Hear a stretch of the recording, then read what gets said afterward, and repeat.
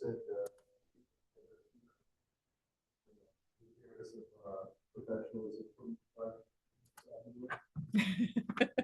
definitely would have had to wait the last 2 days. Hey Susan, can you hear us okay?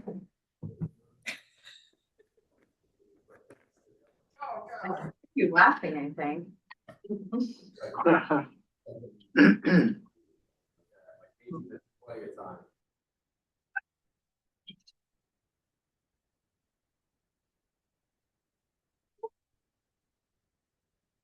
Oh yeah, so I should let you know, I recycled the agenda from the work session and totally forgot to add back in the chair and staff report. Oh, okay. So we can do that after the minutes, and Corey's gonna provide his update 7C. Okay. So just kind of an informal changes. Details about it.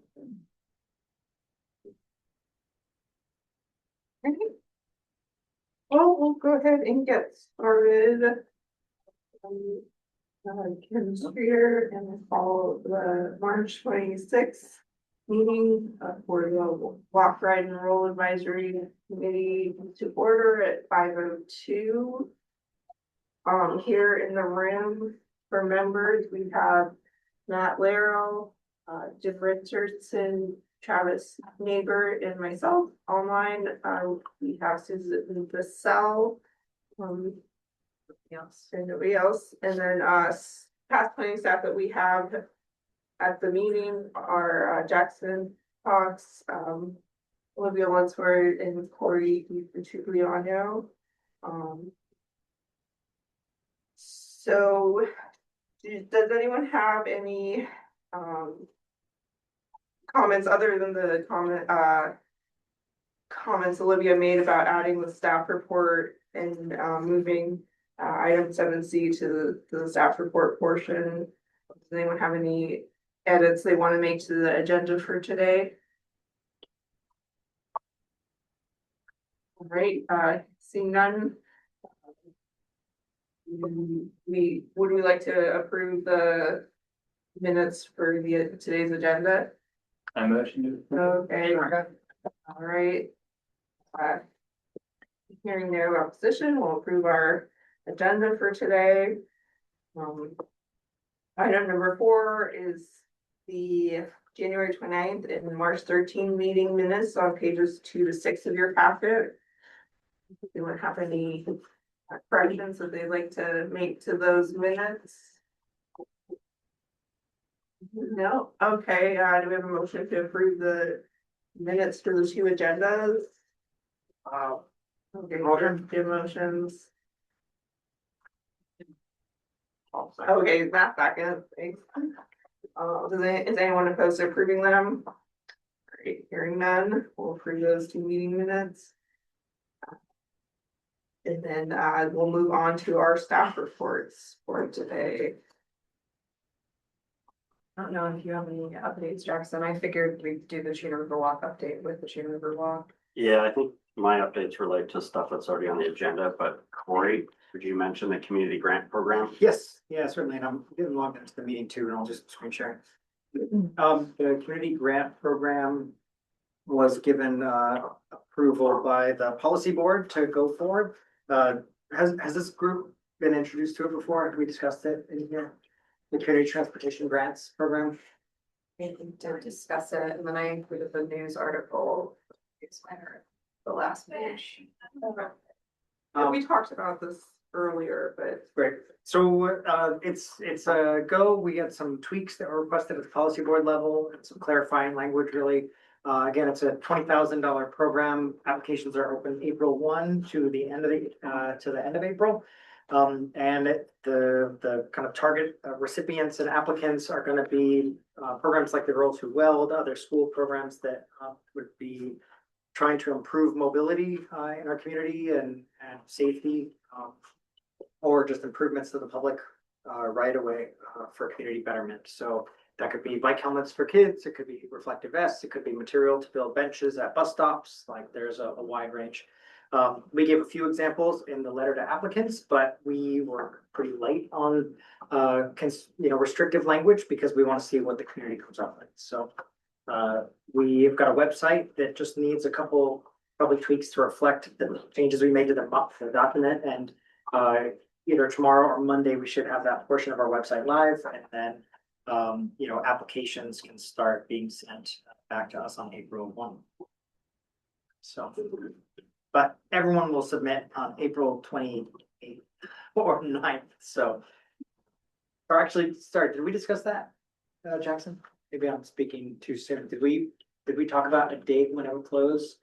I don't think we talked about a date, but we better decide on one. Okay, yeah, if it opened, Keep it open 3 weeks or a month or something, I mean.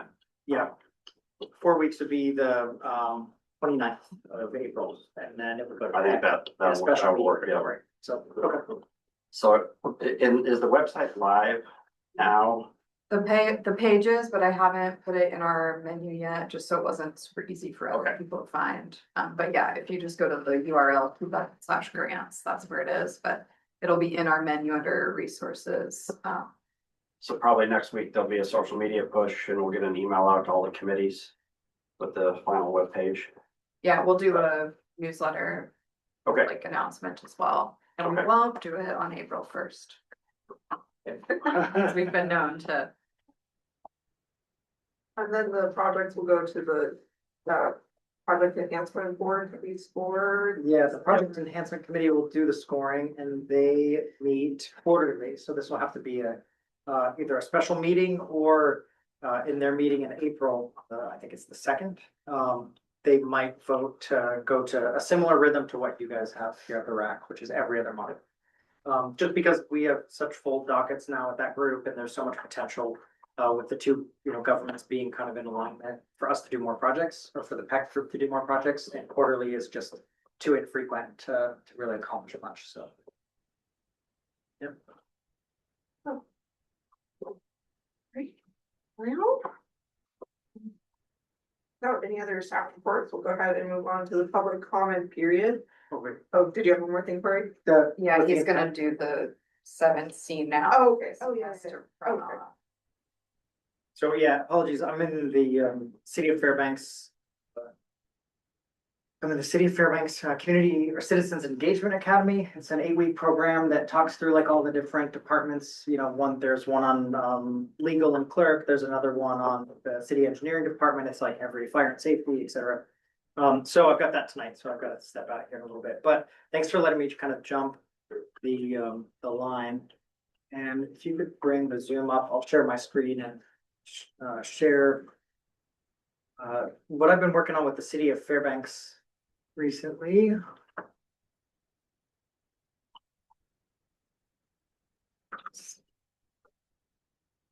we go. So as some of you probably know, we're updating our MTP right now, our Metropolitan Transportation Plan. A big change with the recent IIJA and I think federal regulation is that MPOs can coordinate more closely with local governments on issues like housing and land use. That's it's not a big paradigm shift, but it's definitely a focus of our current MTP. So I've been involved a lot with the City of Fairbanks lately. I was invited by Mayor O'Neill's administration to participate in this. It's called the Mayor's Institute on City Design, the Just City, and it's a fellowship. And the focus of this fellowship that the mayor selected was the Polaris site and the RFP that's being developed there. And I just want to give a little insight to what that is starting to look like. There's kind of 2 levels to this program. There's immediate and then there's long-term goals. The immediate is looking at improving street activation in our downtown. I'll show you an example project. And then the long-term is to try to during this period of development, to come up with a developer's playbook for downtown, like a sort of guidance document that is more granular than 2040, but not legally binding like code and zoning. So this is something that, is intended to be shared in the community. If someone owns property here and they're thinking about developing, if someone owns a building and they're thinking about renovating, this would sort of be a list of design values and criteria that we want to promote in our downtown. So as it's relevant to this group, that would be like, support pedestrian activity, support like active streets. We show an example of, a discussion that, or kind of an example I use for this. Right now on the RFP side of this project, been talking a lot about what a healthy street network looks like and what it promotes. A generic RFP might result in a hotel, but it doesn't necessarily give you the kind of, connective tissue that makes downtowns vibrant. And that a more specific RFP could stipulate active uses on the ground floor, storefronts, with a certain kind of like grain to them.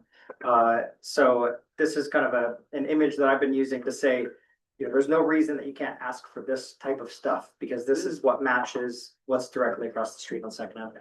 So I'll just jump back to one other thing. So that's kind of the policy side of our Mayor's Institute project, is this kind of guidance document that would allow you to go from this kind of generic level street development to more rich street level development that promotes a thriving urban core.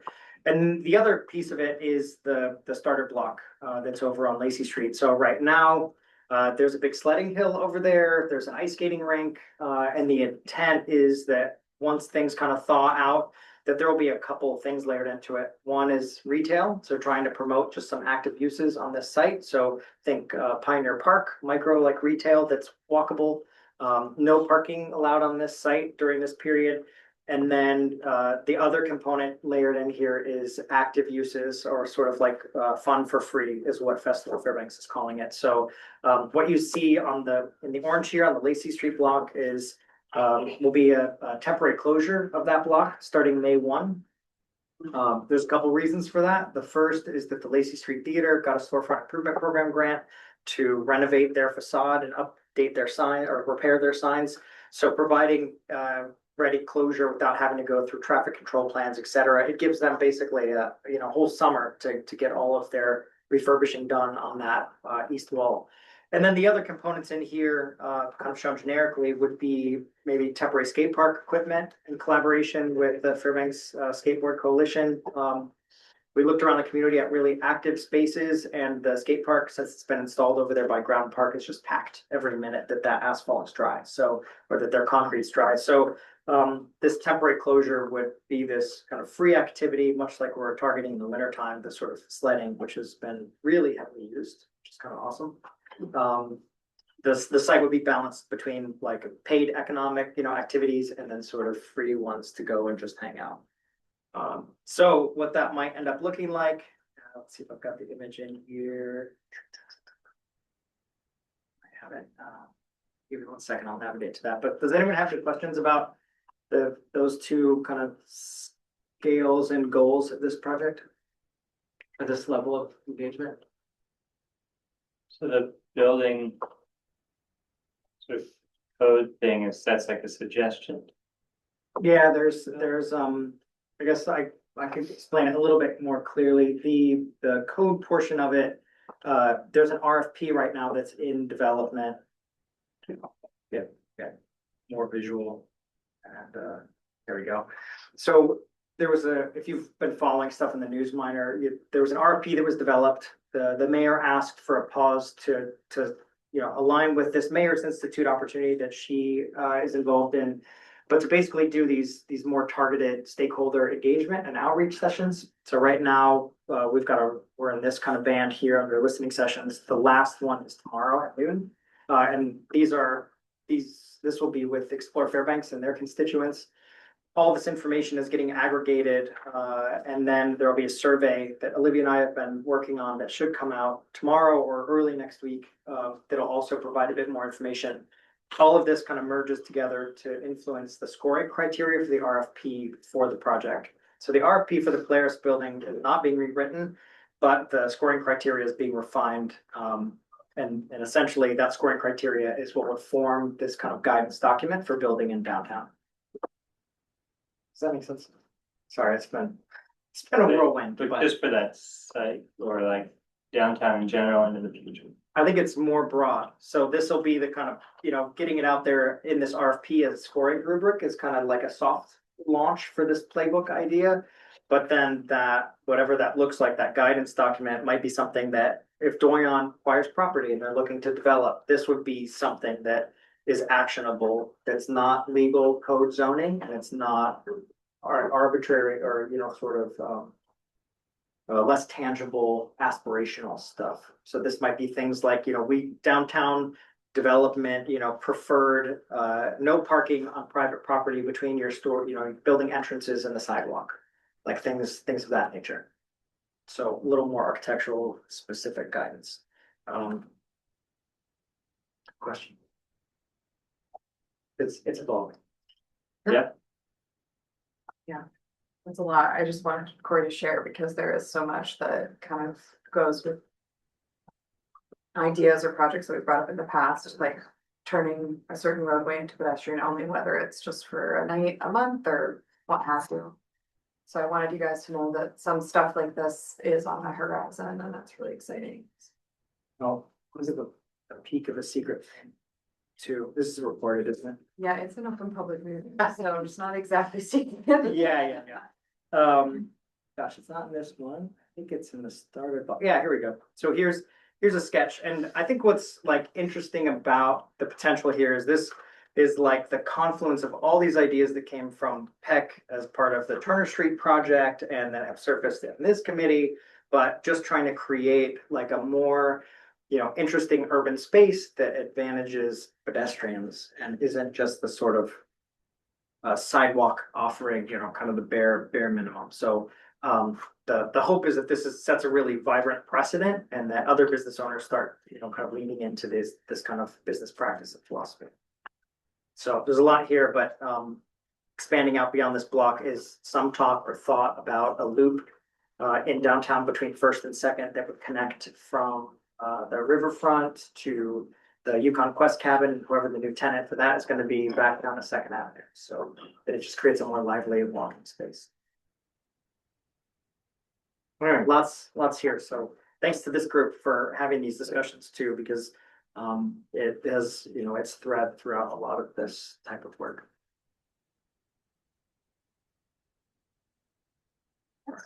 May 1st, Lacey might be closed. May 1st. Yep.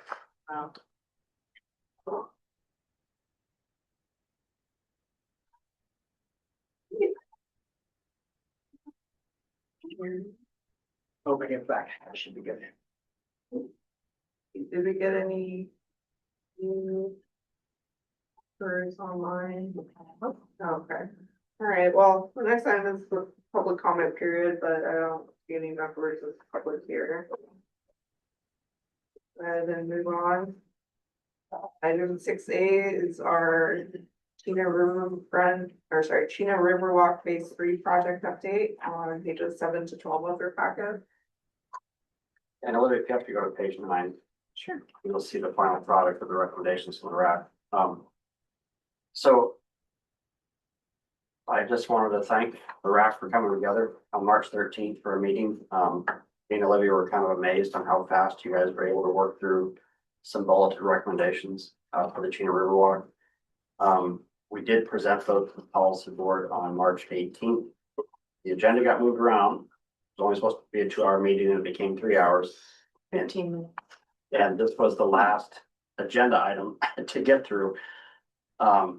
So I did present your recommendations to the board. They're very well received by the folks at the table. And after that introduction, the chair opened it up for public comment, and Julie Jones came and spoke. She actually sat here for the full 3 hours waiting for her turn to speak.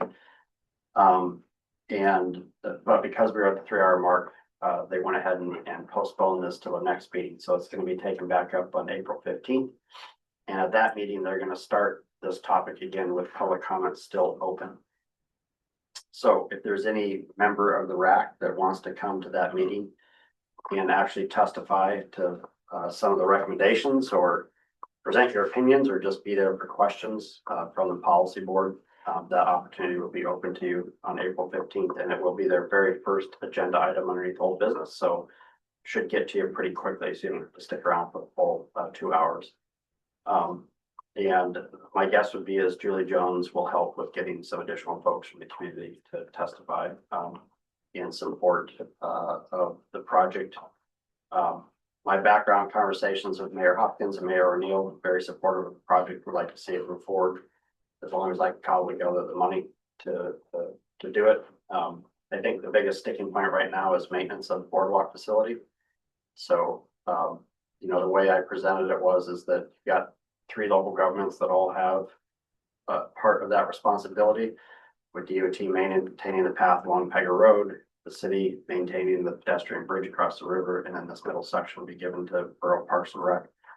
But if that's given to them, that they should be included as part of the design team to, so that they have input on what they would inherit the design. So I do expect at our next meeting on April 15th for the policy board to start making motions on this project. I'm going to likely put in a packet, a bulleted list of things I think they should make motions on. We'll see from that menu what they do or don't do. But my hope is that Mayor Hopkins will step up to offer a maintenance agreement to the Borough Assembly for considering approval of that for that middle section. So that would be one thing. The other thing I really want them to act upon is advancing this project to the next stage of design, which is hiring a structural engineer to actually design the boardwalk structure so we can look at alternatives and have a hydrologist consultant team on board to look at what this project would look like as far as permitting the boardwalk in the floodway. If we could potentially shorten the length of boardwalk a little bit at 1,300 feet, even if you shorten it to say 1,000 feet of boardwalk, you can shave $1 million off the project in just that one move there. So I don't think anybody's discussing a full embankment anymore, you know, through the floodway. A boardwalk seems to make a lot of sense, but how can we get the $7 million value down to something that's a little bit more reasonable for the policy board to swallow? So I think that's all I have on this. And Olivia will probably send a reminder to the RAC when this shows up on the agenda for the policy board in April. But we are hoping to get some additional public testimony in addition to what Julie Jones had already provided to the board. So anything else to add, Olivia? No, I'm thinking that I'm gonna time, kind of just like an announcement about this coming back to the policy board and a little bit of the history with the newsletter push for community grant program and a couple of other updates. As badly as I want to be doing a newsletter monthly, it doesn't happen. So, but I'm definitely feeling ready to do one because there's some pretty big news items. So, the timing of that will also be good. But yeah, tell your friends. They can testify at any time, any meeting, online or in person. Don't remember exactly where the bike head count areas, like locations are around that area, but it might be because the underpass underneath Pega Road is often flooded seasonally. Yeah, I wonder if it would be worth coming up with some numbers for bike head count in the last couple of years around that area. Okay. For the policy to present to the policy board. I don't know if that would be useful or not for them. So Since I do think that the new project not only will be like a nice place to go for a walk, but also would be an alternative path than to go underneath that bridge. We do have that permanent bike ped counter on the Riverwalk near the pedestrian bridge at Pioneer Park. And we haven't looked at data in a couple of years, but we do have data from that. And I remember as far as bike and pedestrian counts, that was the biggest location in our data set. It was something like during the summer, it's up to 1,200 people a day that use that path south side of the river, which is significant. So we could really that like data. talking up the idea that 1,200 people per day could be spread out amongst like both the south side and the new north side infrastructure. You get a lot of families that'll start it, because that's part of my commute home. You get a lot of families that will park right there at the back of Pioneer Park, and then they'll walk over behind the Carlson Center and then back. or they'll do loops, and so to give them another option for a loop for walk. Yeah, to be I mean, able to like tons take and your tons of kids or your grandma or something, go Yeah. for a walk. And that reminds me, Libby, that there was a request from Mayor Hopkins and Mr. Grass for a figure showing the loop. I just wrote down change Connections. graphic to demonstrate it.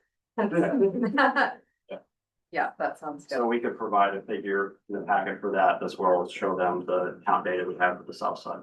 Yeah, we could even do something like, take the 360 camera out and do like some points and then connect the point to a street view, just so we can kind of like roll through it. But yeah, we can create some kind of street view mapping. This is what it would be like. Even Strava data, I think, has that as a hotspot. Oh, yeah. Well, especially because of the hoodoo runs Mhm. that whole area, you just see the hoodoo loop on Strava, it's pretty funny.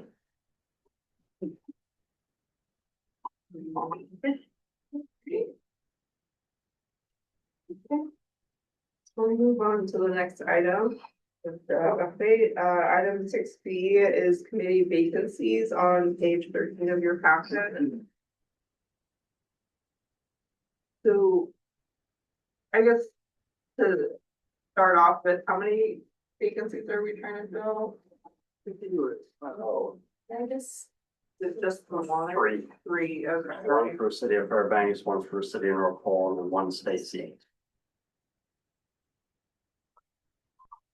So would these applications have to be sent to those bodies and then we ask them to nominate or?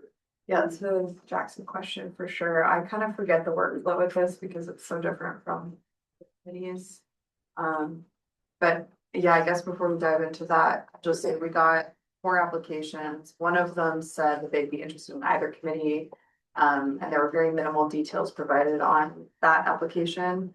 All 3 other applications were for the Walk Right and Roll Committee, which is cool. And we also got a state employee as an applicant. So I thought that was lucky, serendipitous. And it sounded like that what they were doing with the state would be pretty applicable to this committee as well. Right, yeah. Unfortunately, I targeted outreach to like 3 specific individuals in the Salto North Pole area. Just to see if they could pass on the application to anybody else. I did not succeed in getting an applicant for that area. And yeah, I'm pretty surprised with only receiving 3 applications. We spent like $200 on doing boosts on social. We've talked about it openly, and then Corey and I each personally reached out to multiple people, and then we also know committee members and then those people who reached out to other people. So I'm pretty surprised. I am feeling like maybe once summer hits and people are biking around a lot and looking at infrastructure in a different way, it might be worth doing another call. So what I was going to maybe advocate for with you guys is just to keep it at, like, we'll talk about like what to do with these applications and maybe just talk about doing another push in a couple of months to see what happens with that. But yeah, there's some nice information there for you guys to look at. I mean, I guess what I'll offer is that since Faith Espinoza is a state employee, I can send her application over to our 2 state policy board members to see if they will appoint her to start. I know that Mayor Church out in North Pole kind of wants somebody from that area. But I guess I'd leave it up to Olivia's discretion for these other applicants if she wants to pitch one to Mayor O'Neill for the city of Fairbanks. Or share the other applications with Mayor O'Neill. There's 3 other ones, right? For Walk Right and Roll. Well, you know, if we got Maureen in there, we got an extra person too, or hubby. They're both avid bicyclists. Okay.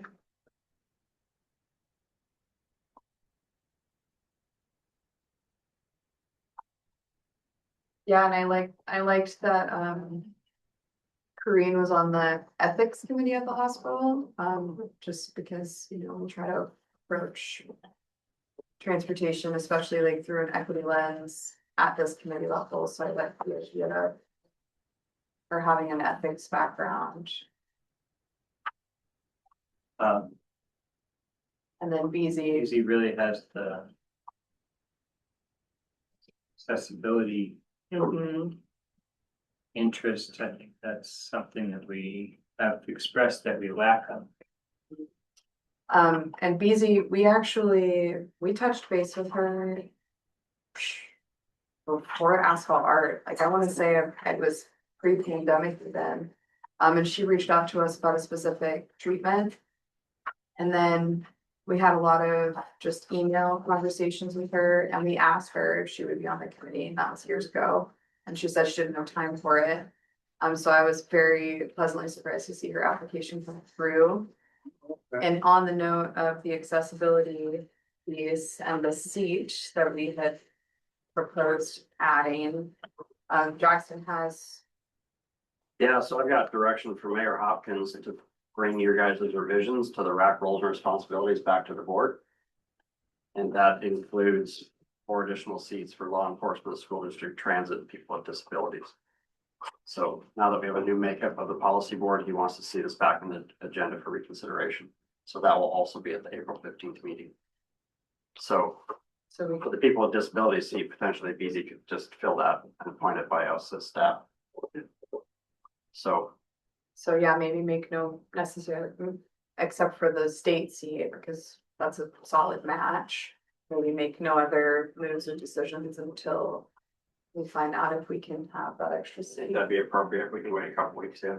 But I'll try to get Faith on here if possible.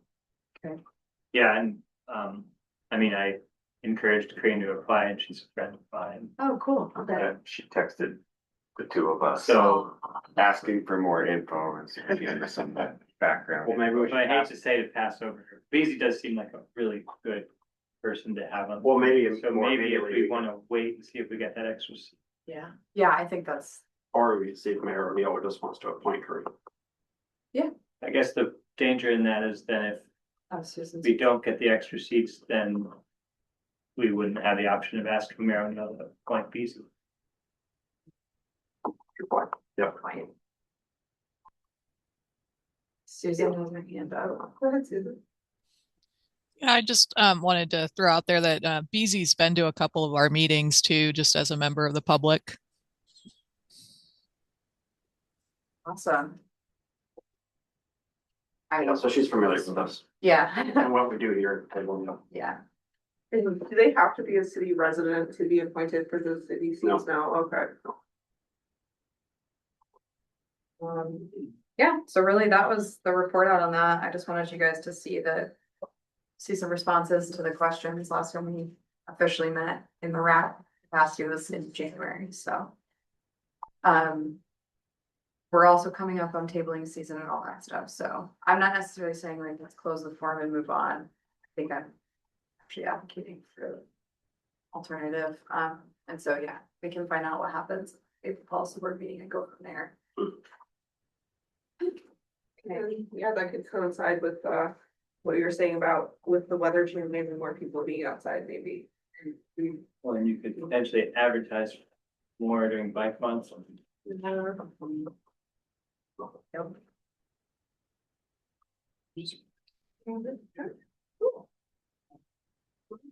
Well, I'll wait to hear more about that after the next meeting in April.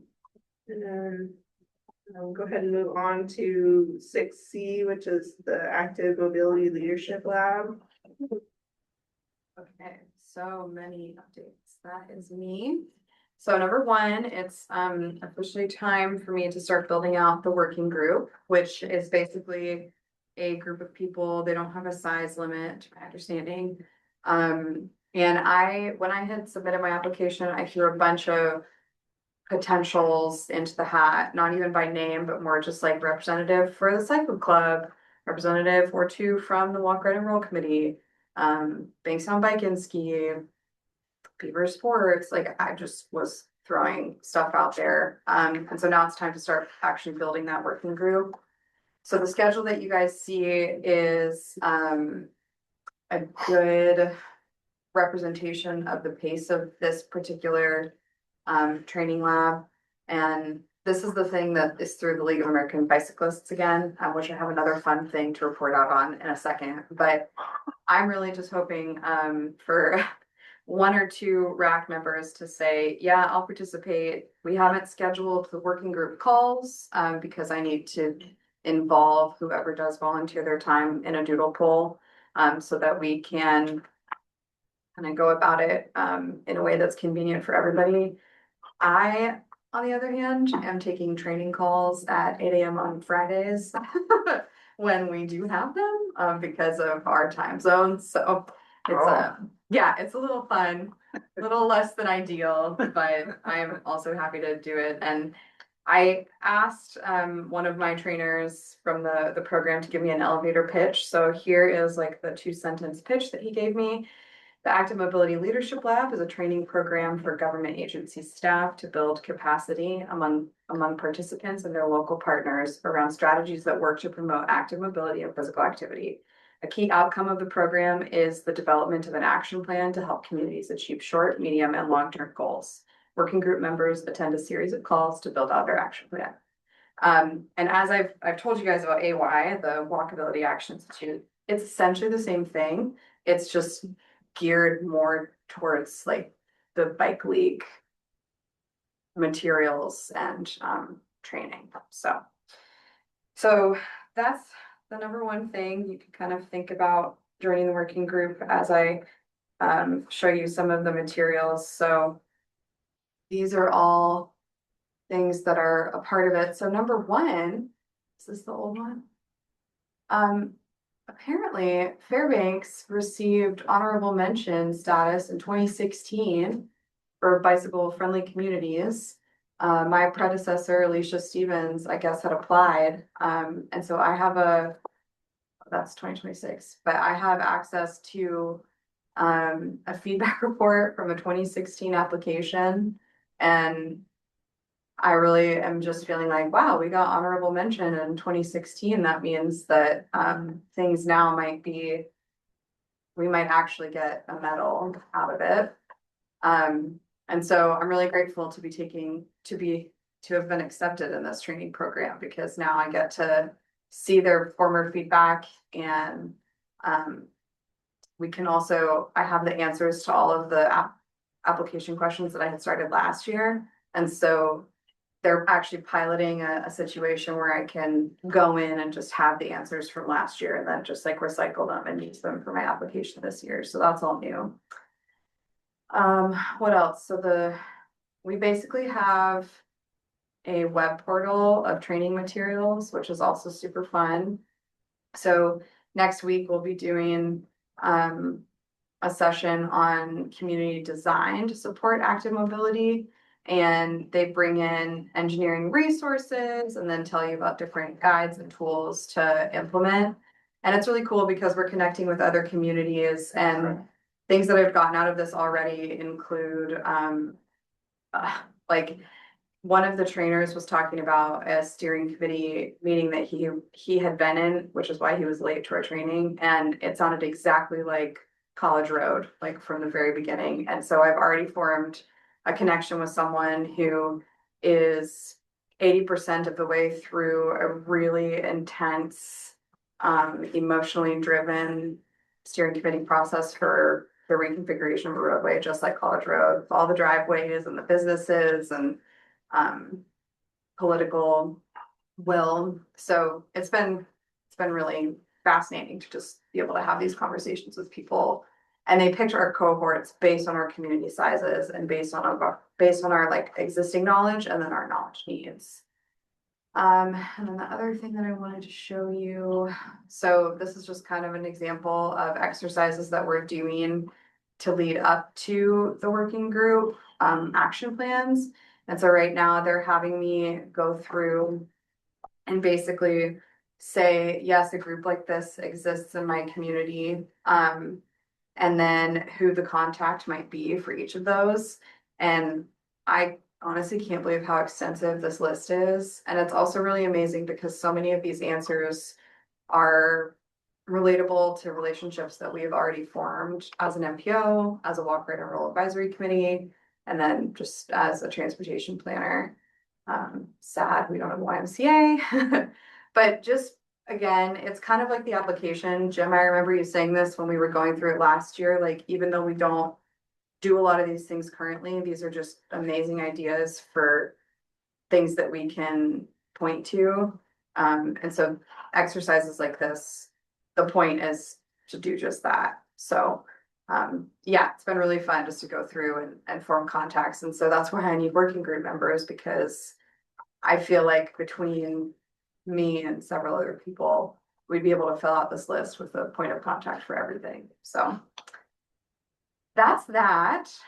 Time commitment, not too intense at the moment. When it comes to implementing the action plan, things with our Walkability Action Institute are getting pretty intense right now, and that's an update. That's item 6E that I can kind of provide you, but it's getting intense because we're building some stuff from scratch, but we can take stuff from that and then just plug it into the working group. So I actually see these being sort of like, we have the pilot model and then we have the like ready to implement, ready to go, less time sensitive for the League of American, the Mobility Leadership Lab. So that's my pitch. Anybody want to be on my working group?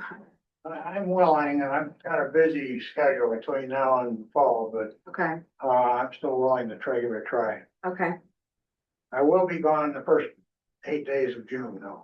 okay. Well, first 8 days in June. Okay. Yeah. I think that the timing for our meetings and actually forming the action plan should work out okay for that. All right. What is the timing you're thinking? Pardon? Like, what is the timing? Oh, where's that stuff?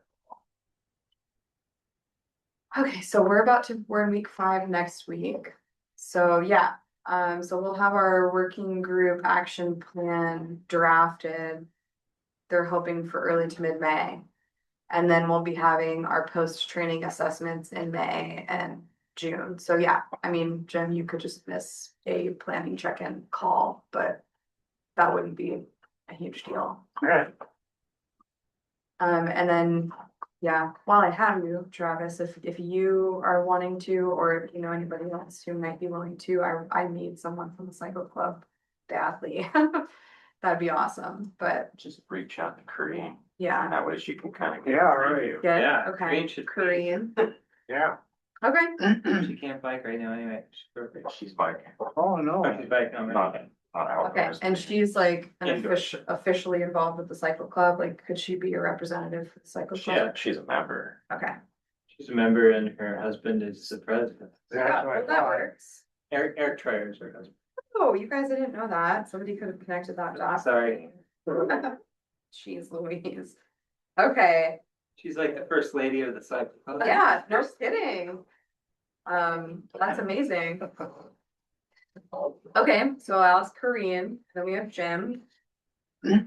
Anybody else? Oh, Dorian said that he'd be willing to serve, so he's gonna participate in the action planning process from the perspective of like not only a business owner, but someone who knows like the network, but also kind of the demand on the network and how people are using it, what people want from it. But I mean, he's got that tourism piece, he's got business owner piece. So I was in there the other day, he's got like money from like 12 different countries in the tip jar, which is pretty cool.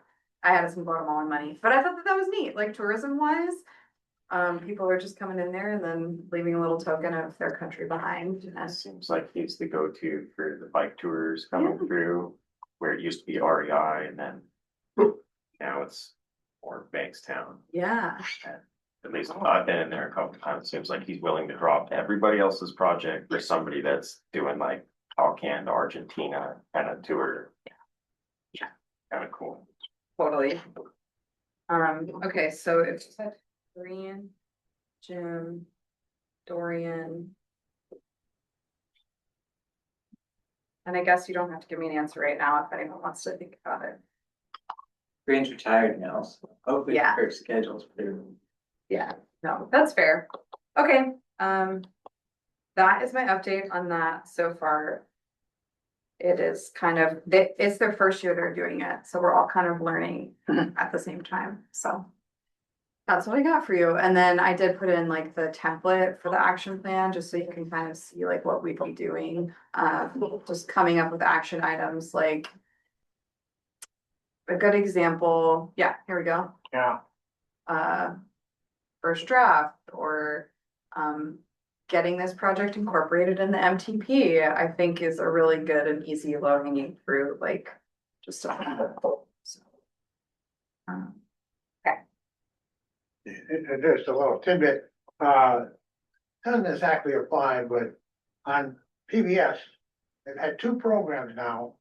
One on the trail from Pittsburgh all the way to DC. And then just Pittsburgh to halfway to the C&O Canal. And, they revived those communities. mhm. It's not exactly the same thing, but, anyway. No, I would like to check that out. Because I think that that's where we are headed. It's just a matter of having a plan in place to do so, which is where this is coming in, so. I think my data bike update must be purple. Oh, but I have stuff to show you, so. Yeah, the next item is 6C. So yeah, the data bike. So when we were talking about this a couple months ago, Corey had mentioned maybe building a trailer to tow behind. And then we decided to outsource that to Bankstown. So I went in to talk to Dorian about it on Monday, and he's very excited. He is planning to actually use one of those like tow along, I forget what they're actually called, but like the little kid bikes. It's like a rigid frame and then a wheel. He's planning to use one of those and then build something on top of that. We have all of the components that we need except for the mounts now, which is really exciting. And then of course the little tow along thing. So we have the materials purchased, and just today I wound up scoring a meeting with the person who created the data bike, this first one. He worked for the Des Moines, Iowa MPO back in 2019, and then he left for a little while. And when he came back, he got to pick it back up. So he's just kind of reconnected with his data bike baby. And I got a lot of really useful information that I don't necessarily need to bore you guys with because it's all about data processing. But what I was excited to hear from him about the data processing was that it's certainly something that we could manage in-house as an MPO. The other cool thing about this is that in the time that I told you guys, like I'm done waiting on the state, all of that, let's just go for it and do like a Fairbanks scale model of this. Julius with the statewide bike and ped coordinator, he reached out to me and said that he has another funding opportunity and he's going to go for implementing the data bike program again as well. So he and I had a meeting and we talked about streamlining the data process and essentially using Fairbanks as the pilot for acquiring and processing the data from the bike and then applying it to planning practices. So it's kind of sounding like I'm not surprised. This went from being like, this will be a fun thing that we can do with the rack and get our boots on the ground and whatnot. It's going from that to turning into maybe a model that's going to be deployed statewide, which is really exciting. And Julius was talking about us connecting with Nate Bells, who I'm sure you all remember. And he even has a student in mind for maybe a project with the data. So ways that we could apply the data from the data bike include a number of things. The back end processing that I saw today was pretty incredible. They built a processor that they can give to us for a small fee. And we can upload the GoPro images from the ones that face the ground. We can upload those images and it can assess for horizontal cracks, vertical cracks, root wear and tear, like all sorts of stuff. And they're at the point in their data collection now where they're able to start, they're gonna be able to start building a prediction model for where pavement is going to degrade, which is pretty wild, but they're using machine learning. And it's working for them. And then we were also talking about using it on sidewalks and sidewalks, paths, shoulders in Fairbanks, and maybe aligning it with our Title VI data and seeing where there's been historic disinvestment in our community. And I think the sidewalk analysis, this is just gonna take it so much further because we do have an existing sidewalk analysis, but it's within like a very specific area. And this would enable us to go out and do it in any neighborhood at any time. So we officially have a contact, and it's not any contact, it is the contact. And he loves talking about it, and he said he would actually be stoked to attend a meeting and talk to you guys about it if you have any specific questions. So they went from needing a $10,000 app to using a free app, and then they built this little situation. I guess he built it using script from another data processor, and then he fed that script into ChatGPT and said I needed to actually do this. And then ChatGPT made an app, and they've been refining it ever since. So pretty wild. So that's kind of where we are. They basically combined a walking profiler model and then like a pavement condition model. They sort of combined them, compared them up against each other, and then created the bicycle roughness index model. And that's what they're using now. So, and then I can show you, I actually pulled up just like their public facing data. It's not wickedly exciting by any means when you're just like looking at it. But it is pretty cool to see how they're using it. So number one, they take 360 imagery and they upload that to Google Street View. And another thing that he was saying about that was that in really scenic places, that could actually be leveraged as a tool to encourage people to do things outdoors when they're traveling, or if they're like, let's say a new parent and they want to take their kid to this place on their bike, but they're not sure what it looks like. We'll be able to contribute to the Google Street View database and advocate for people using like our pathways in our community. But then when you zoom in, you can see, so you have condition assessment here. I think this is fair and this is good. And then you can zoom in and they have their GoPro set to take a picture every second. And then they upload those pictures. And they don't have the point data on here. He was saying that they didn't want to put it in here because they didn't want people to just like freak out about there being a point of poor condition. And by people, I mean Public Works. They didn't want Public Works to be like, you're telling people the wrong thing. But the data that they process in-house, those pictures cross-referenced with the roughness index that they get from the app that they run, it gives them like point features to say, go check this place out, there's damage in the pavement. So that's the other thing. I mean, it'll ease deployment of maintenance. But yeah, you can see here, like, there's a seam and it registered that. And that's where you can see that's where the pavement is a little bit more fair. So yeah, really cool, really nerdy data stuff, but it's fun to know that we're going to be pioneers in this for the state and can see how it goes. Here's like a red one. Yeah, I wonder if our data would have a lot more variability in the roughness. Yeah. Yeah, I wonder too. And then we were also talking about like, yeah, eventually altering the data to be like super context specific, which is what Julius wants to do. He wants to have it context specific for trails, boardwalks, and then like gravel paths, because obviously we have gravel paths. Like I'm thinking about the route from the university out to Goldstream, right? Like it's different, but it's also a huge part of our network. So figuring out how to compare the roughness index with those things. And then after I got off the call with him, I was thinking about how amazing it would be to go a step further and maybe implement it for dog sledding.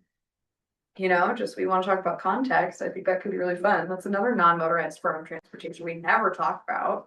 But it would be really cool if, you know, eventually we just said we collaborated with ONAC or Two There's a picture of two dog sleds parked at Humble Roots like last week. Yeah, I saw Oh, no that. kidding. Yeah.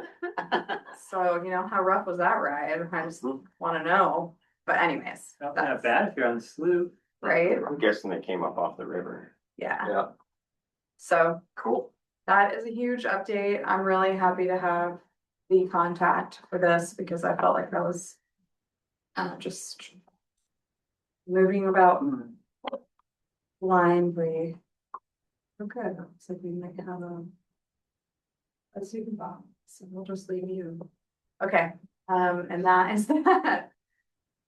Data bank. Well, we love to quantify things when we can. I know. Okay, so does anyone have any more comments about it, or do we can move on to 6E, which is the AY updates on page 29. Actually, I wouldn't mind using the data bike come winter around town just to see how bad things are.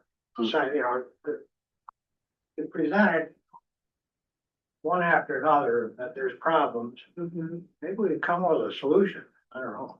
Yeah, no, I think having data to make any argument Right. makes that argument stronger. And yeah, again, thinking about like the Fairbanks context, I mean, we have just such different extremes. It would be so fun to exactly deploy it in the summer and then deploy it in the winter. Yeah. Yeah, we definitely have a lot of seasonality that affects the quality of our bike pass.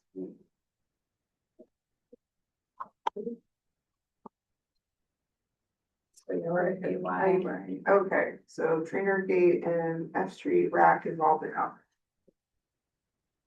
Do you wanna go first or contribute or Sure, yeah, I can go first. I can pull up your email with the old stuff if you want. Maybe just pull up an aerial of the intersection. Okay, well, I did prepare.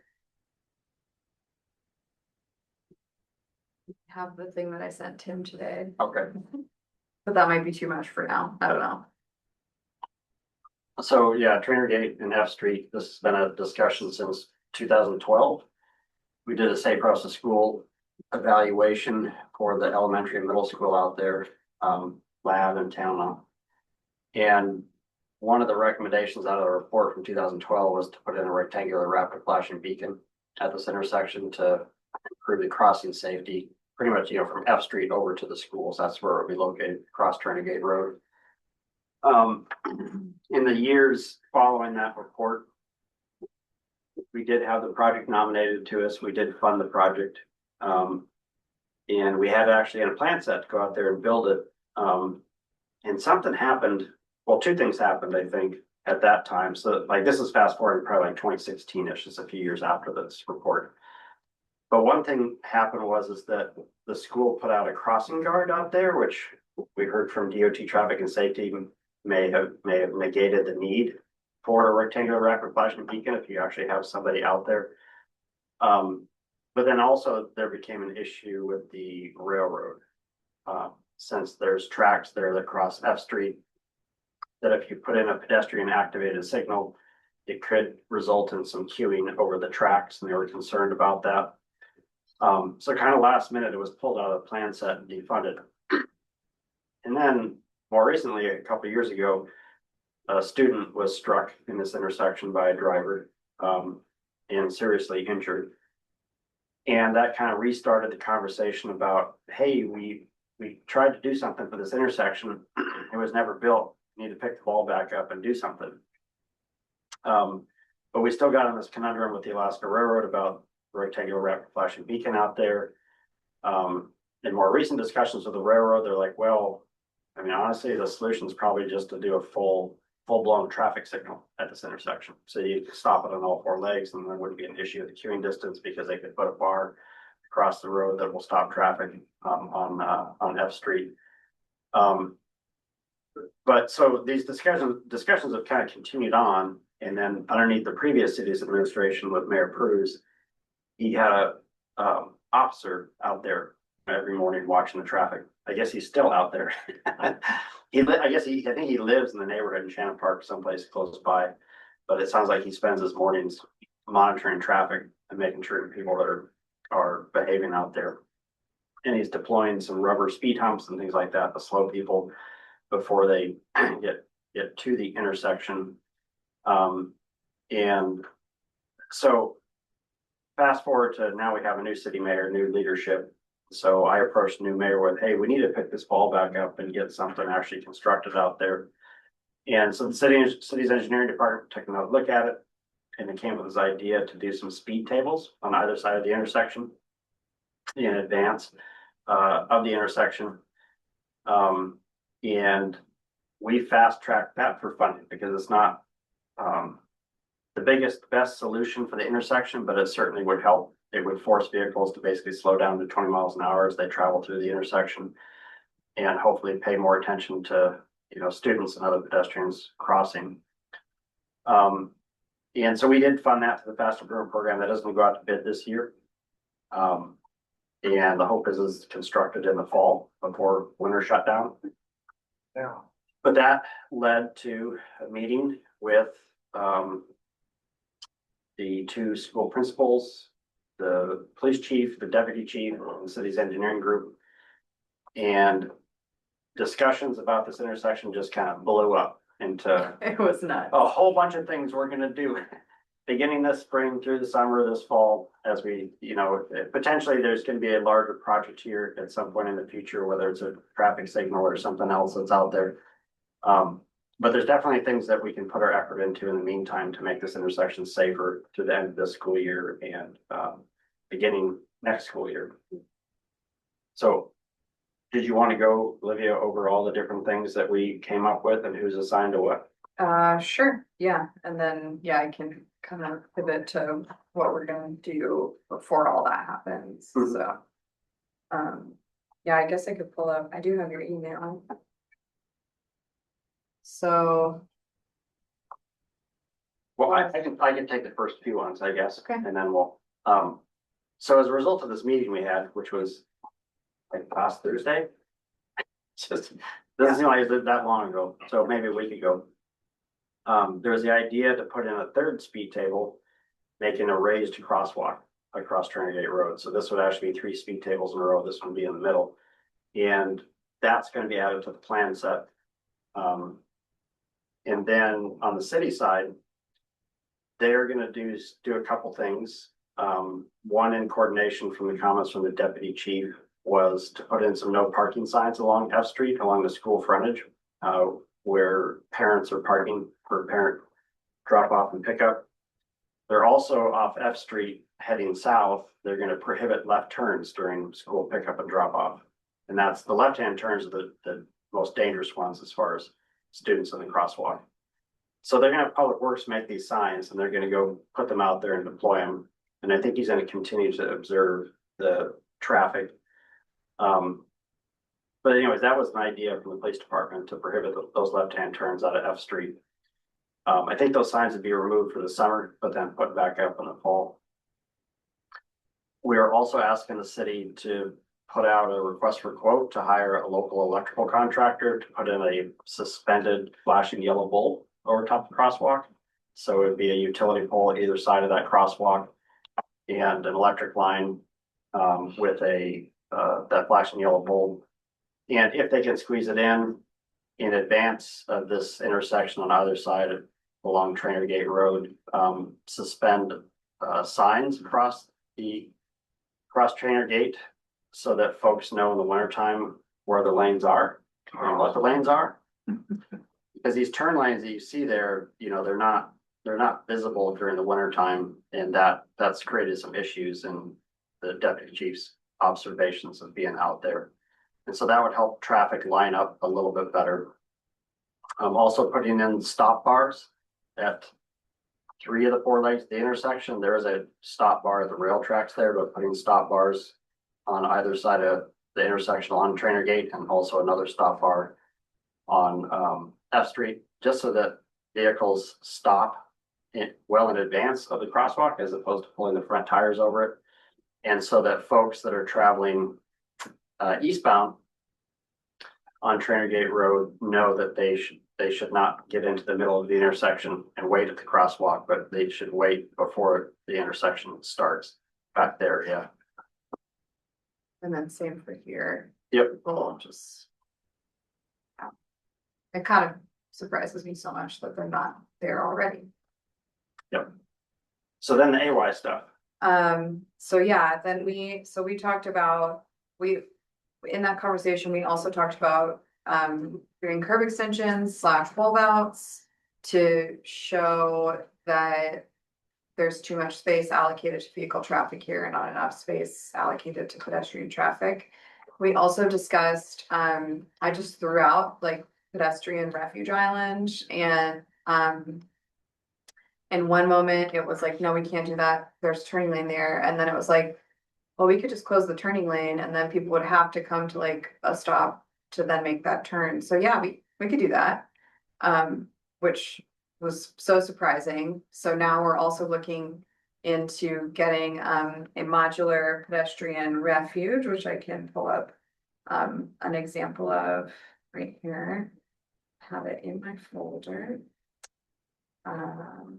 One of these, and then when the treatments all happen, we could reposition said modular pedestrian median to say another school or something like that. But these were all the rage at NACTO the last couple of years, and basically just go pop it up, and it serves as a visual aid and as a place for people to wait. So with vertical delineators.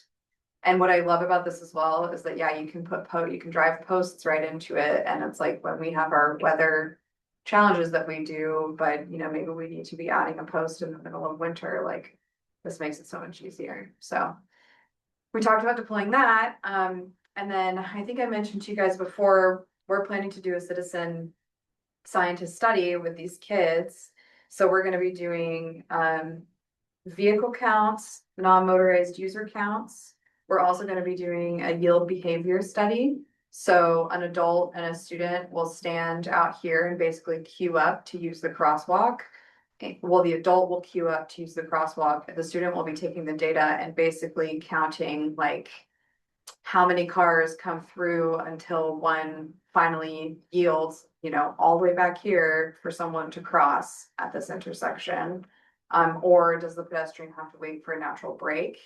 And then there's one other metric in there, but I've got a report that we're designing that portion of the study from. And then we will also be doing yield compliance, vehicle count, non-motorized user count, and then radar speed data. So the AY group just ordered 2 super sweet radar guns that have a display. So we'll be able to position the radar gun close to traffic, get a really solid read, and then the kids will be able to read the display like all the way over here and behind the fence, out of the way of speeders. So that'll be really exciting. And then, so the goal is basically we're going to collect all of that data, then we're going to implement these quick build solutions in the meantime, and then we're going to collect all of the data after the solutions are in place. In addition to those solutions, we're going to be doing asphalt art, which I'll talk to you about in a second. This is the citizen scientist study. The goal is for it to be super replicable, something that we could do with other schools, or if someone wants to just be a citizen scientist and borrow one of our radar guns and go out to a corridor and do speed counts for a few times a week just to get the data. That's the idea. Because again, you know, decision making that's data informed is much easier. So we're going to be doing this with the students the week of May 5th, and they actually have a citizen project committee at Tanana Middle School. And I guess those students, back when there was a town hall with Senator Kawasaki and other decision makers, they actually provided like a priced out list of potential treatments that they could be doing at this intersection to make it safer.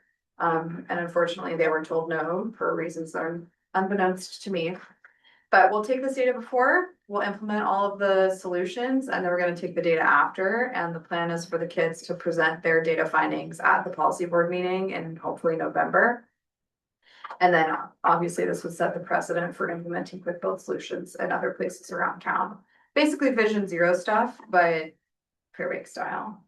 And then I just started connecting with the city engineer who's now working on this project, Tim Zinza, to kind of draw out what our shapes will look like for the kids to be proposing art for.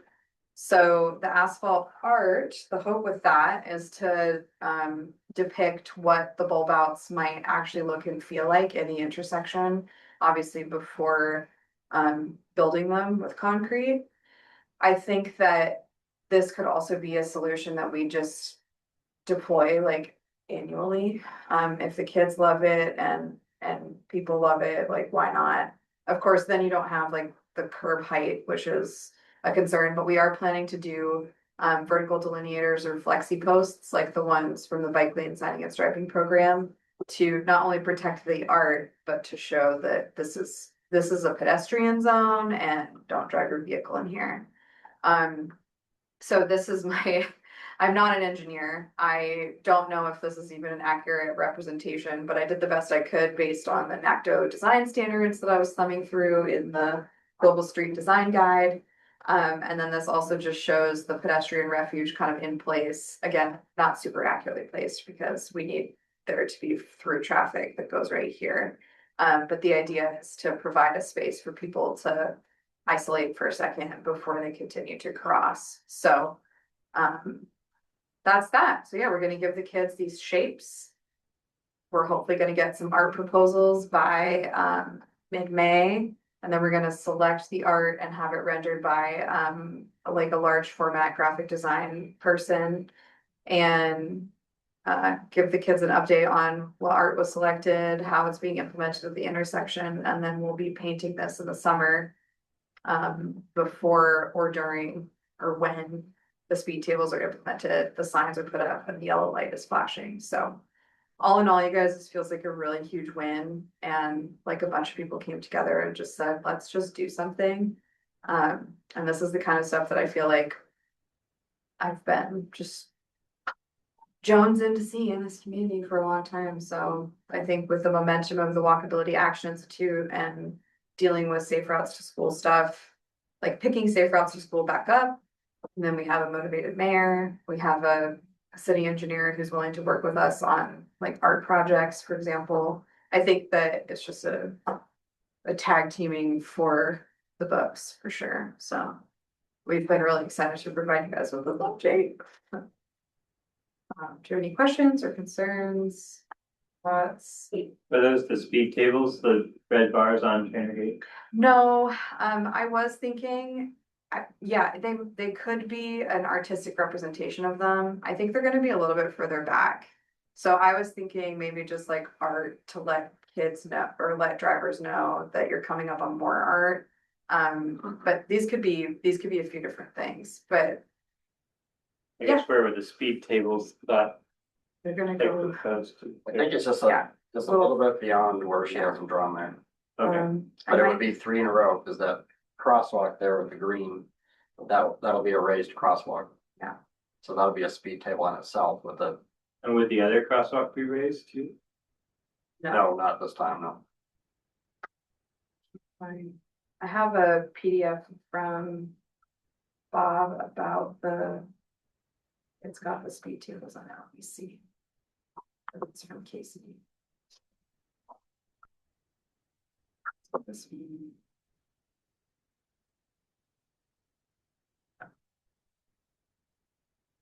Then Susan, so you know. Do you have a question, Susan? Just a comment. Overall, it's obviously a huge improvement of what's there. My concern would be that if a bunch of snow gets piled on that pedestrian island, it might actually obscure the driver's view of a kid that's in the crosswalk. Yeah, I think that's a good, yeah, definitely a valid concern. They're planning to be, so maintenance came up about the speed tables. Corey and I both were pretty nervous about these as like a solution, the solution, because once snow builds up in that wedged portion, you know, on each end of the speed table, it's like, then it just kind of becomes a part of the roadway. And so maintenance was discussed and they're planning to be really diligent about maintaining like the presence of the speed table. And so my hope is that this includes all treatments. And someone will be clearing off the pedestrian refuge before like a plow actually comes through. Right. I mean, I'll do it. I don't care. But yeah, that's a good point. We'll make sure to touch base with Jeremiah about that. Pretty sure every single one of the city road graders has a shovel on it. They just don't like getting everything out. So, Yes. The speed bumps on Birch Lane near my house. Mhm. I mean, they're not speed tables, they're just speed humps, but they just disappear in the winter. Yeah, that's what I'm worried about. People then drive, you know, faster than in the summer actually on Birch because it's straight and there's no bumps anymore. Oh, boy. And then, yeah, I guess on that note, the other thing so we'll get another $5,000 as the AY group, to continue doing like a quick build. And it's becoming really clear to us that we're gonna need a summer, fall solution and then a winter solution. So since we'll then have poles up here now suspending a yellow light, this all kind of started because we wanted to look at the projector crosswalk, not the light that follows people, but the actual crosswalk projection that could work throughout the winter, or at least the majority of winter. So we're talking about once the snow flies and the speed tables are presumably buried under snow and all of that stuff, we'll have a pole that we can mount a projector to, and that'll kind of be phase 2 of traffic calming efforts. We'll see. I don't think that it'll work at 40 below, but the kids are hopefully not going outside all that much at 40 below. I don't know.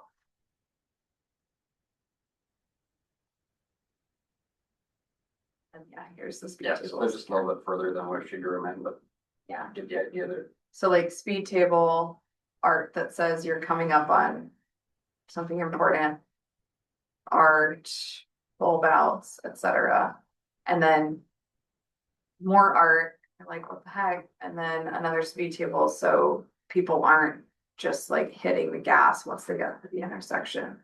put some of those European style zigzag. Oh, I thought about doing a chicane situation, but I don't want to make the engineers too mad.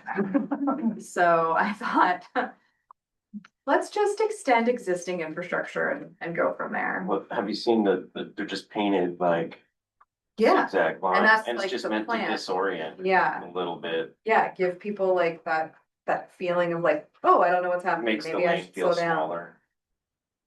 Yeah, but no, I would love to do that, but I'd love to do it in kind of like a stream, something. So anyways, hoping to have paint on the ground by June. I'm waiting on June or July. I'll probably be asking you guys for help with that. So, yes, I need that.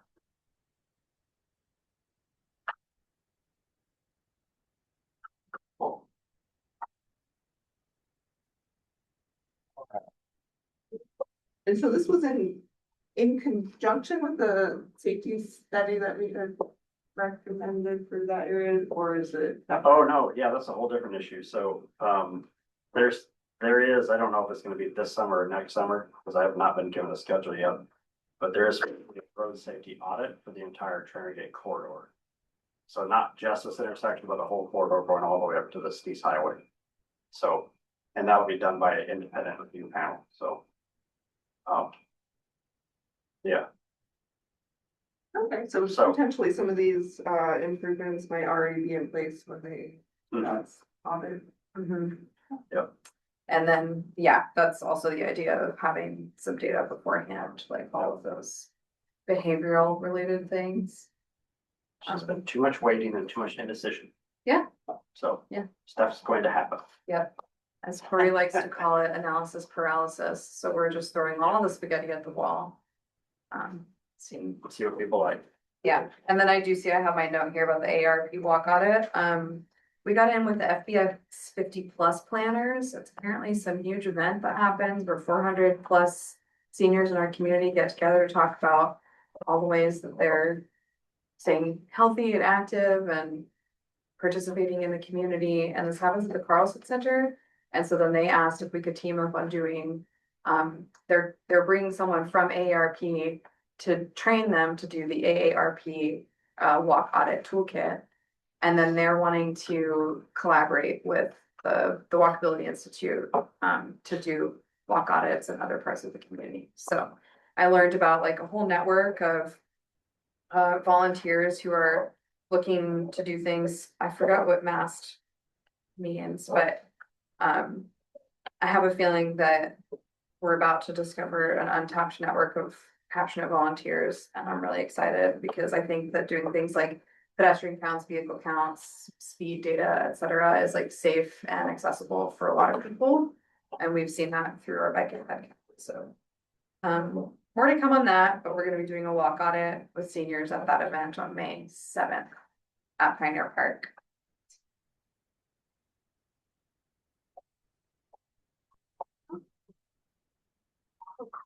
Is that part of bike month or separate?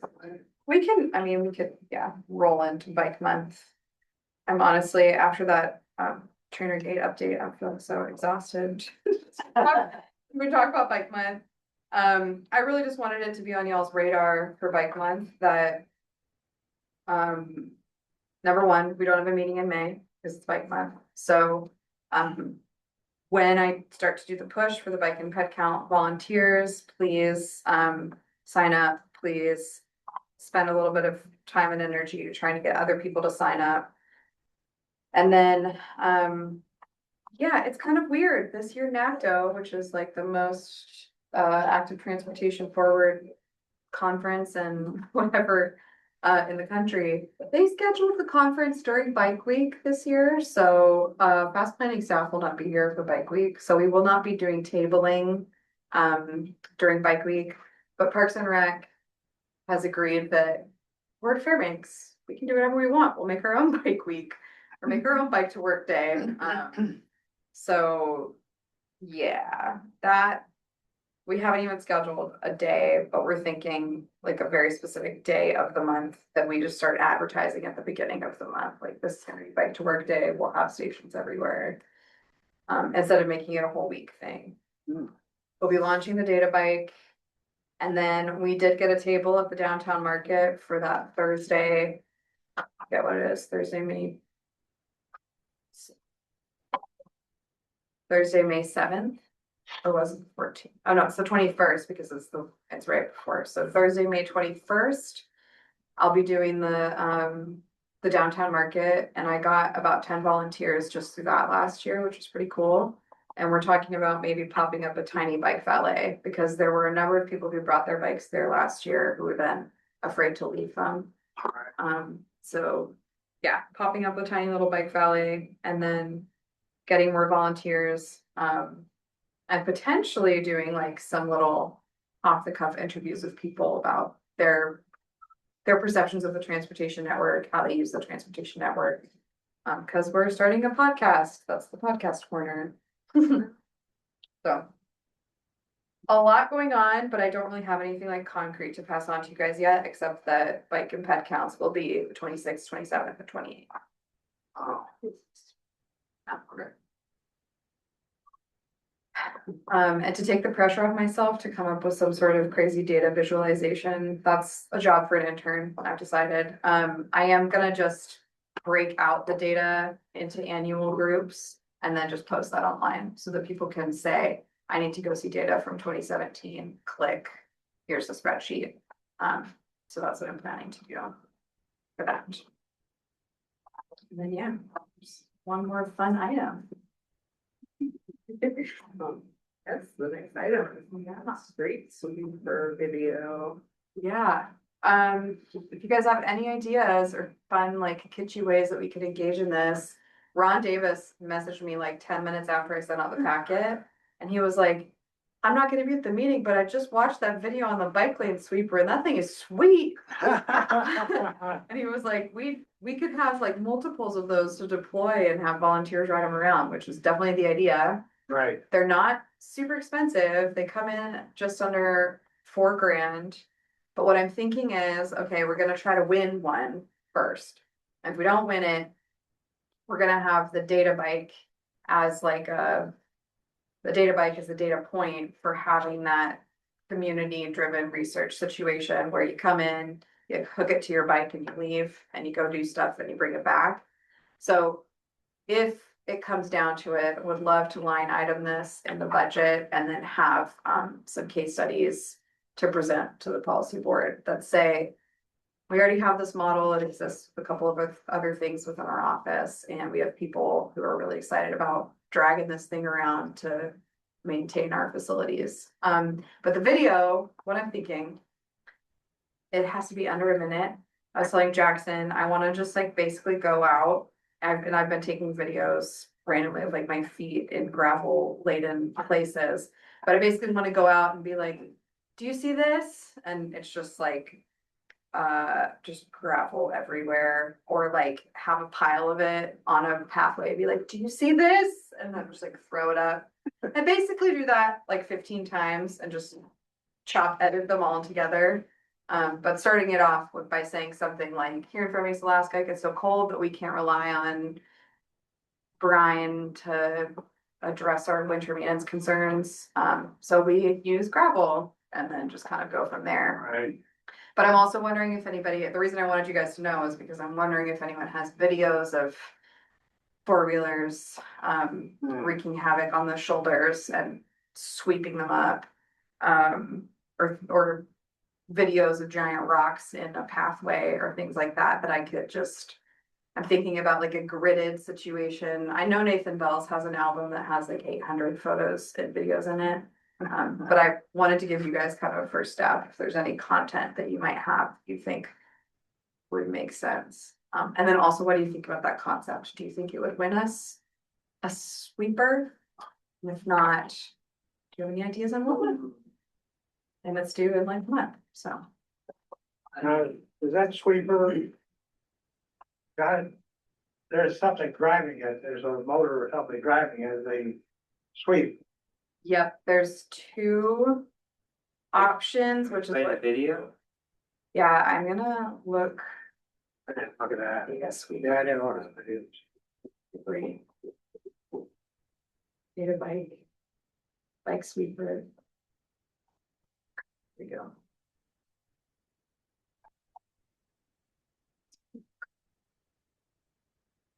I got the battery.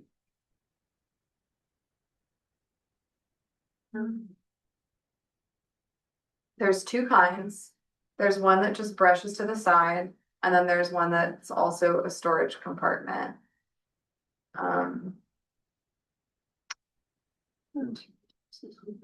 Oh yeah, this is a good one. Look at that. That's a collector. Yep, and then you can just dump it off to the side. So the hybrid, you can choose to collect or not collect. Oh, So I had, go ahead. Oh, that's really any gravel. I know, Yeah, that's like a good fact. yeah. Look at it. Look at that. So imagine if we had two and then y'all could just like follow each other, be like one and then another, and they'd be Little like, tango line of yeah. sweepers. Only $4,000. I mean, they're really not that much. I wonder how long the brushes last. Uh, Depends how much you use it, but Yeah, no, it's a good question. So yeah, we're nonprofit. There it is, 31 for the push aside, 39 for the hybrid. Definitely high. Yeah. So yeah, really approachable in my opinion. yeah. And then I'm looking for their launch on the. And it was funny because when I was in Bankstown talking to Dorian the other day, he was like, I'm still daydreaming about building a pull along path sweeper, and I was like, they're making them now. And I remember hearing about these people building this and they weren't selling them. I know like 6, 8 months ago, Ron Davis was talking about pickup truck towable ones for doing like farmer's lube. Totally. Oh, yeah. Okay. And he was maybe not DOT buys it, but seeing if he could write a grant and then donate it for storage at like Pioneer Park, the borough area, and then just have any nonprofit that wants to check it out, like Yeah. Just doesn't arrange a What time to about the check school it. library? That'd be Yeah, something like that. perfect. That would be perfect. Oh, let's see, here we go. So it's kind of a shame he's not here because he was all excited about that for a while. Huh. I want to buy one myself. Right? That's a perfect way to get gravel for my driveway. Go drive around. Pick it up. Yeah, right. Oh my gosh, Travis. We got a place to dump it now. Unexpected comment of the day. Perfect. You know, Raven Landing, you know, at the corner, the side, the northwest corner of, by Raven Landing, there's a lot of gravel that gets pushed there over time. And they pick it up at the end of, during the summer and put it in bags, so they can throw on their sidewalk. Yeah, I mean, City of Edmonton recycles their gravel every winter. They let it, when they do their snow removal, they put them in places and then they let it phase through Right. multiple grades. And then they just recycle it every single year. A couple of years ago, the city had a screen plant in their backyard. Yeah. You could just, Oh, there it is. Look, I mean, that was a lot. Yeah, it was. So funny. Yeah, so I get their humor vibe. I think we can do it, does it come with a t-shirt? right? Maybe that's just what I say at the end. We just have one question. Does it come with a t-shirt? And retrofit it to use as a groomer in the winter. Right? Well, I'm not, yeah, I was thinking that. Dog stand. For that. But yeah, anyways, the algorithm finally paid off. I'm excited for us to apply for that. So when I do get a video made and posted on all the socials, please share. Yeah, too bad the deadlines before we'll have the really big gravel patches on all of our paths. No, Unless it starts melting really bad. right? Yeah. Yeah, I need to go through Nathan's database because I bet it's at least a video. At least if there's still snow, like with gravel on it, it's gonna have a video being like, all this is gonna melt Yeah, and glitter out with. debris. I was thinking about that because I was driving and I saw, yeah, just like a huge, whatever you call it, a shoulder of snow. And I like how dirty it was. And then I was like looking closer and I was like, man, that's a lot of rocks. So yeah, even just having like a video that kind of goes alongside that. Says like this will lined up in our pathways. Okay, snow with rocks in it. Got it. Okay. More sweet, but it's street sweeper comment. Street sweeper, baby. Great. Does anyone have any other issues they want to raise at this time? Well, if anybody has any ideas how to convince the two entities, when they come to that corner that they both control, how they can do a better job. It's, you know, crossing Howells Airport is always a challenge because of that.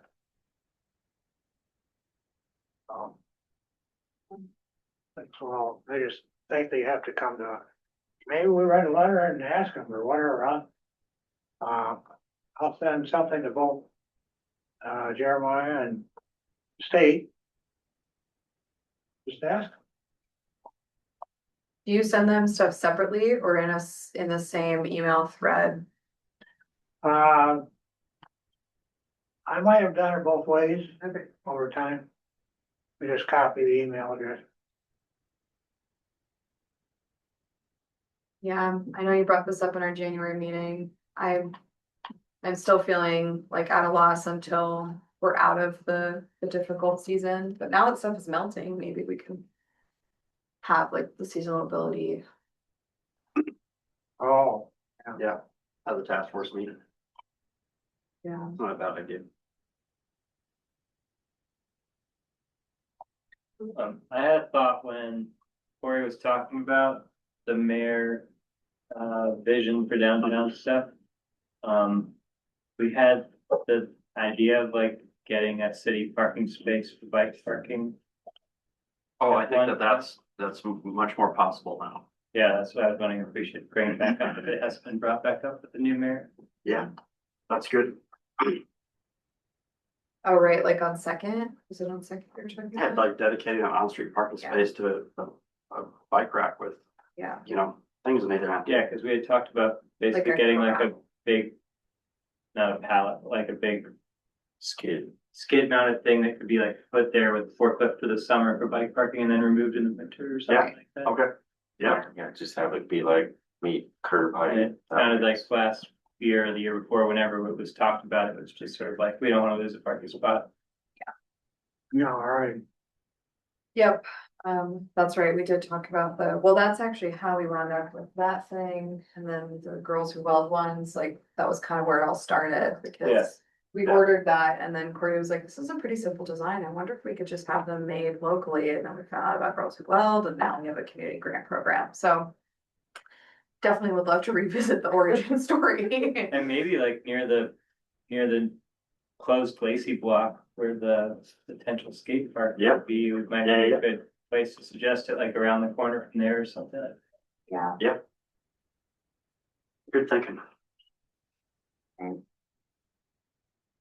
Any other WRRAC, any member hopes and dreams that are like needs that you guys have? Feels like we're getting a lot done, but I also. Yeah. Okay. Well, I think that covers everything that we pretty much had on the agenda, unless anyone has a last minute comment you want to make. One more, I went underneath Pega Road Bridge today and that path up the hill to the residential area is a total disaster. I would think some neighbor nearby, we paid them some money to go and make sure that thing's open. Run a snow blower down or whatever. I'd be even willing to finance part of it.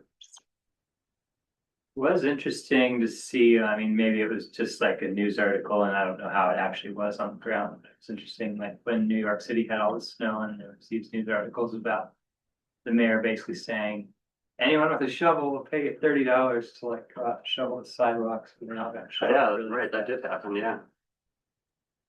I don't know if that's a model we could use either in the city or the borough for key places. Obviously, I don't want to pay people $30 an hour just shoveling right in front of their house and or public, that people actually walk right.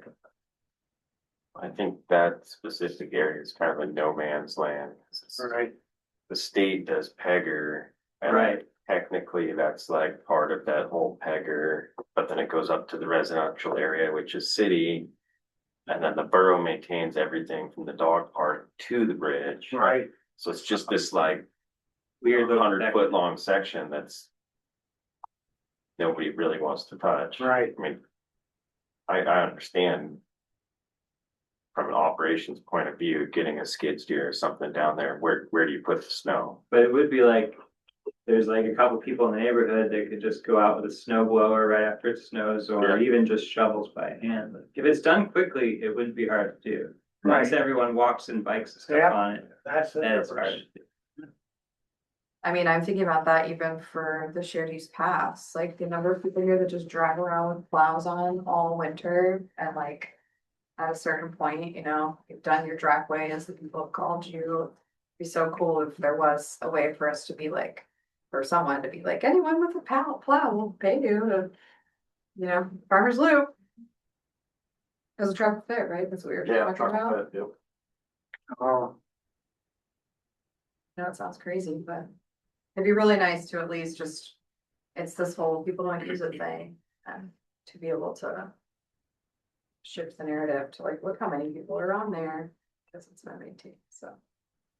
Is there any update on the potential naming of this Peter Stern bike path? oh, yeah. I bugged Maxine Diver. Mhm. It was a couple months ago, ran into her at some event, and it was basically, we're aware of it, but there's so many other legislative priorities, and that was The the bill's answer. drafted. So It's just, They yeah. just need to like She get has it it. to the floor. Carrick has it, I believe Kawasaki has it, but we haven't seen it actually get filed. Yeah, because I'd asked last summer, and then I asked probably 4 or 5 months ago.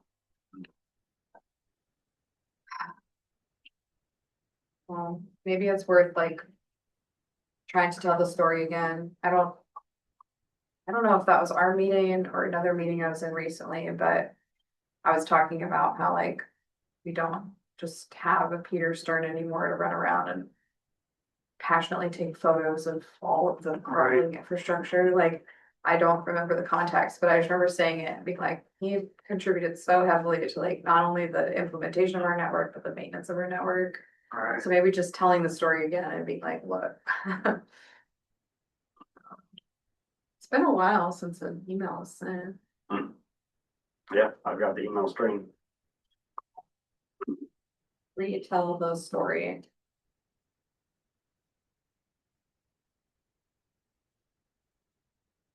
Okay.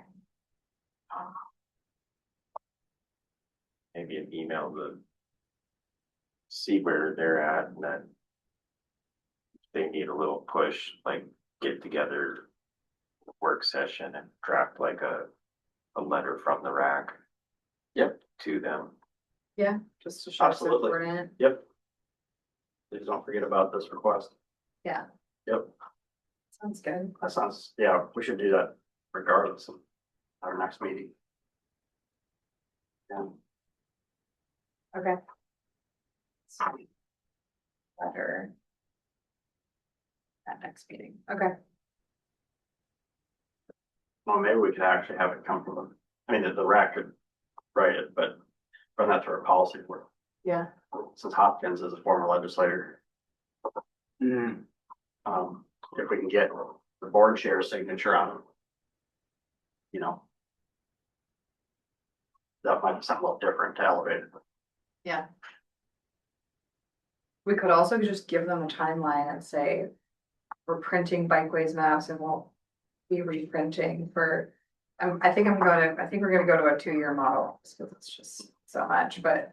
You know, maybe just putting some pressure on it, like, this is going to print on this day. We would really like to have this and not have to wait another 2 years. Yep. Just out of curiosity, when's legislative session?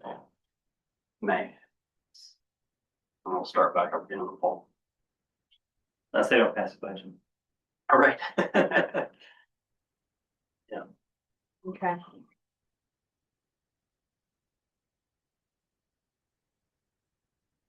Any other comments? There's no more comments, is have a motion to do adjourn. Right, thanks, Darren, at 6:44. Thanks. very good, thank you. Thanks, Susan. I'll take that. You want to sign these two? Yeah.